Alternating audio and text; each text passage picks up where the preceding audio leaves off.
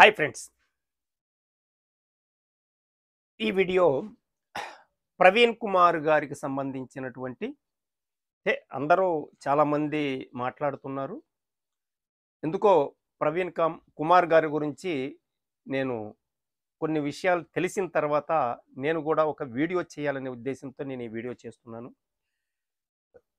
ప్రవీణ్ కుమార్ గారి యొక్క మరణం అజేయమండి.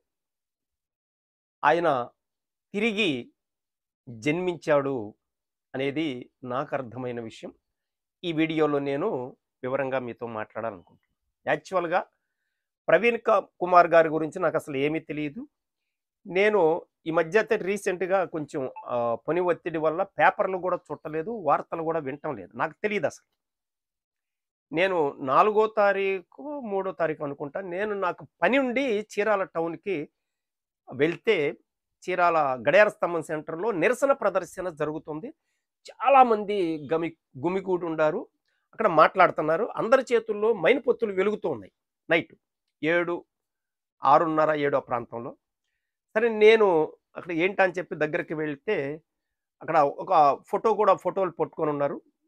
ప్రవీణ్ కుమార్ అని చెప్పి ఫాస్టర్ ప్రవీణ్ కుమార్ అని రాసి ఉంది. వాళ్ళనడిగితే అతన్ని హత్య చేశారు. దానికి నిరసనగా ఈ కార్యక్రమం జరుగుతుందని చెప్పారు వాళ్ళు.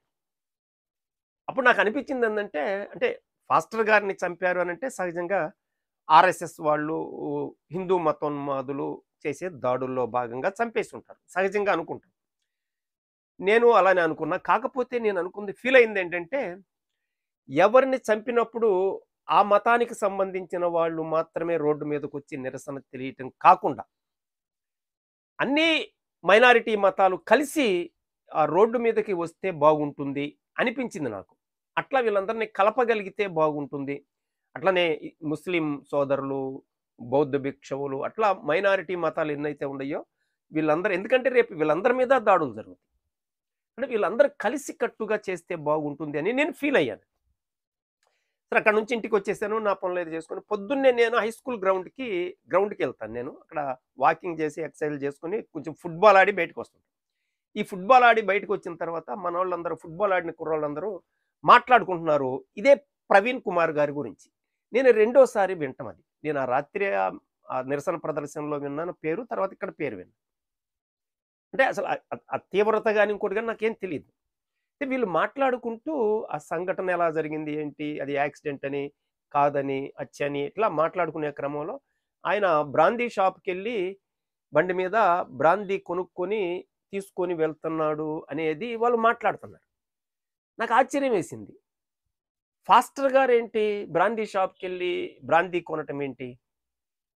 ఇది నాకెందుకో నిజంగా ప్రవీణ్ కుమార్ గారు బ్రాందీ షాప్‌లో బ్రాందీ కొంటే, అతని మరణం గురించి మాట్లాడుకోవాల్సినంత అవసరమైతే ఉండదు అని నేను ఫీల్ అయ్యాను. సరే అక్కడి నుంచి నేను ఇంటికొచ్చాను. నా పనిలో ఏదో నా ఒత్తిడి, నేను వీడియోలు చేసుకొని, ఆ ఎడిటింగ్ చేసుకొని, ఆ పనిలో పడిపోయి, సాయంత్రం 6:30, 7 అయ్యేసరికి నాకు బాగా అలిసిపోయి నిద్రొచ్చేస్తుంది. ఈ నిద్ర 7కి నిద్రబోతే 2కల్లా మెలుకువొస్తుంది రాత్రి. అక్కడి నుంచి మళ్ళీ ఇంకా నిద్ర పట్టదనమాట. అందుకని ఆ నిద్రని ఎట్టా అవాయిడ్ చేయాలి అని చెప్పి, మనం పుస్తకాలు చదివే పనైతే నిద్ర త్వరగా వస్తుంది. కాబట్టి పుస్తకాలు చదవటం పరిష్కారం కాదు. మరి ఏం చేయాలి? అని నేను సరే షార్ట్ వీడియోస్, రీల్స్ చూద్దాం కాసేపు అని చెప్పి నేను యూట్యూబ్ ఓపెన్ చేయగానే ఒక కుర్రోడు మాట్లాడుతున్నాడు రీల్స్‌లో. సరే అది విని తర్వాత మళ్ళీ ఏలుతో నెట్టంగాల్నే మళ్ళీ అదే కుర్రోడు. మళ్ళా నెట్టంగాల్నే మళ్ళీ అదే కుర్రోడు. అట్లా వరుసన 5, 6 వీడియోస్. ఆ వీడియోల్లో కూడా ఆయన మాట్లాడే తీరు, పద్ధతి అంతా కూడా చాలా జనరల్‌గా, చాలా సహజంగా, చాలా న్యాచురల్‌గా, మనస్ఫూర్తిగా నవ్వుతూ మాట్లాడుతున్నాడు. అసలు ఆయన యాటిట్యూడ్ అంతా కూడా, ఆయన మాట్లాడేది వినాలి అనిపిస్తుంది. ఎవ్వరికైనా వినాలి అనిపిస్తుందనమాట. నేను అంటే నేను పేరు కూడా చూడలే యాక్చువల్‌గా. వీడియోలు వింటూ ఉన్నాను. ఈ క్రమంలో ఆహ్, కేఏ పాలు ప్రత్యక్షమయ్యాడు. అక్కడ ప్రవీణ్ కుమారు పోస్టర్ ఉంది. అప్పుడు నాకు ఆశ్చర్యం వేసిందనమాట. అంటే ఇప్పటి వరకు నేను చూసిన వీడియోలన్నీ ప్రవీణ్ కుమార్ గారియ్యా? అని చెప్పి మళ్ళీ తిరిగి నేను పేరు కూడా చూసి పరిశీలించడం జరిగింది. అప్పుడు నాకు అసలు ఎంత ఆశ్చర్యం వేసిందంటే, అసలు ఏం మాట్లాడుతున్నాడండి?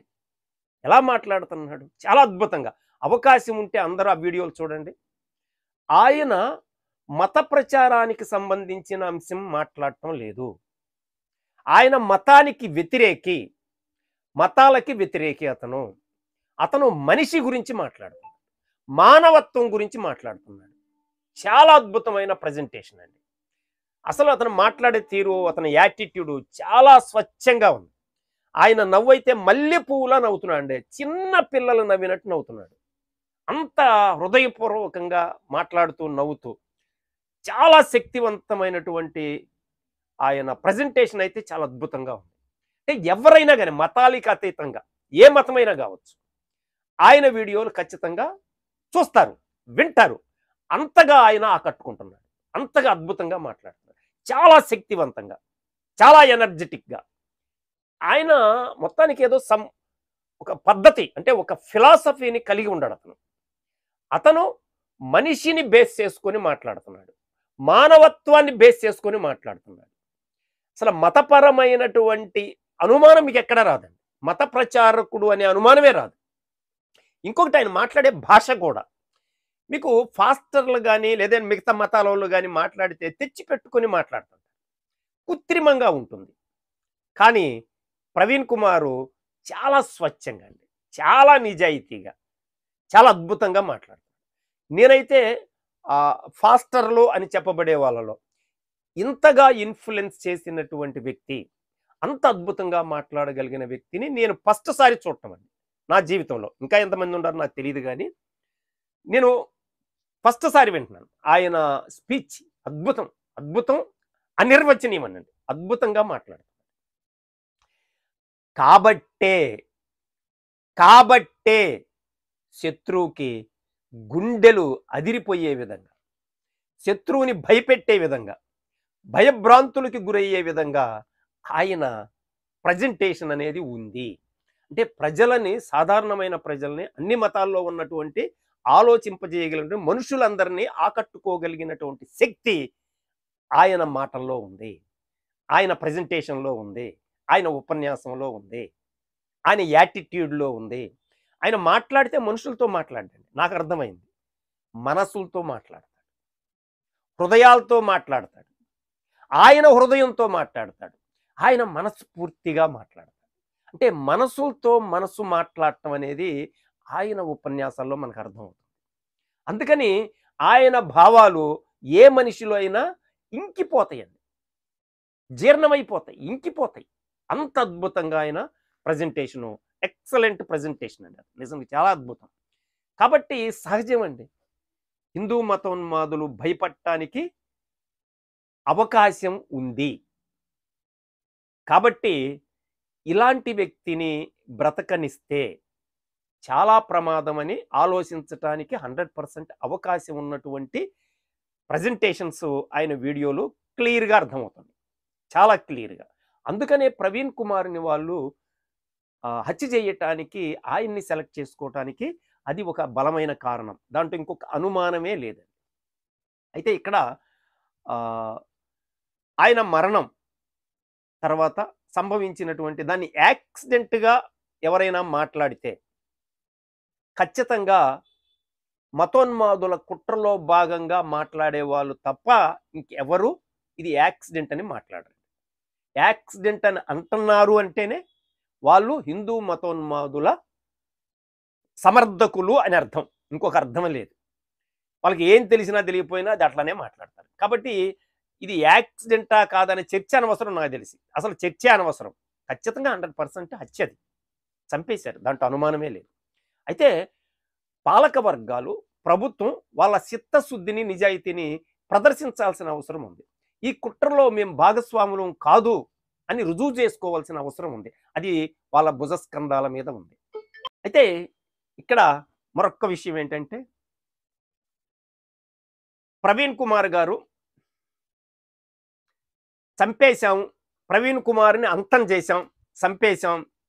ఇక మాకు అంటే విజయ గర్వంతో శత్రువు ఉండటానికి అవకాశం ఉందా అంటే, నేను ఈ సందర్భంగా చెబుతుందంటే, శత్రువు ప్రవీణ్ కుమార్‌ని హత్య చేసి ఓడిపోయాడు.